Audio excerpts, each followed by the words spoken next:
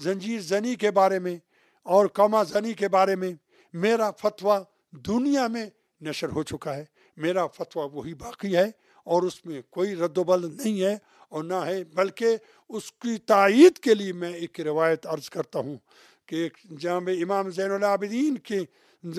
پاس ایک مومن آیا، مومن وہ اصل میں عیسائی تھا، وہ مومن ہو گیا تھا اس کے بعد میں، اس نے کہا میں نے خواب میں جناب زہرا کو دیکھا ہے، ان کی گود میں امام حسین کا سر تھا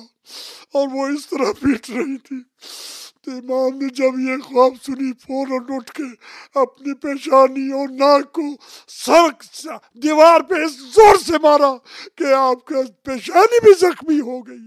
آپ کا بینی بھی، ناک بھی زخمی ہو گیا، آپ خون سے لت پت ہو گئے۔ جو اس طرح بھی زنجیر مار کر، جو آپ قمع زنی کر کے اپنے آپ کو زخمی کرتے ہیں، وہ جناب امام زین العابدین کی اس سنت کو زندہ کرتے ہیں۔ بہرحال میں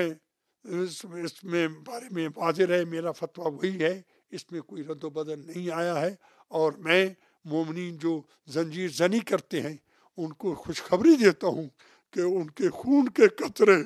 فرشتے جمع کر کے قیامت کے دن جناب زہرا کے سامنے پیش کریں گے تاکہ جناب زہرا ان کے لیے شفاعت کرے،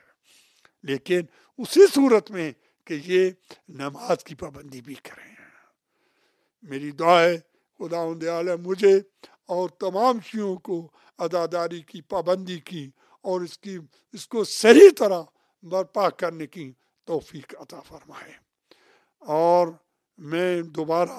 امام زمانہ کو اور دنیا کے تمام شیعوں کو جس کو میری یہ آواز پہنچے یا نہ پہنچے ان کو اس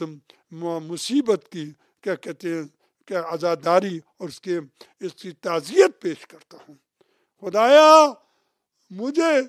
امام حسین کی خدمت کے لیے زندہ رکھ کہ میں اپنی قوم کو مرنے سے پہلے ایسی قوم بنا جاؤں کہ جو امام زمانہ کے ظہور کے لیے رستہ عمل کرے۔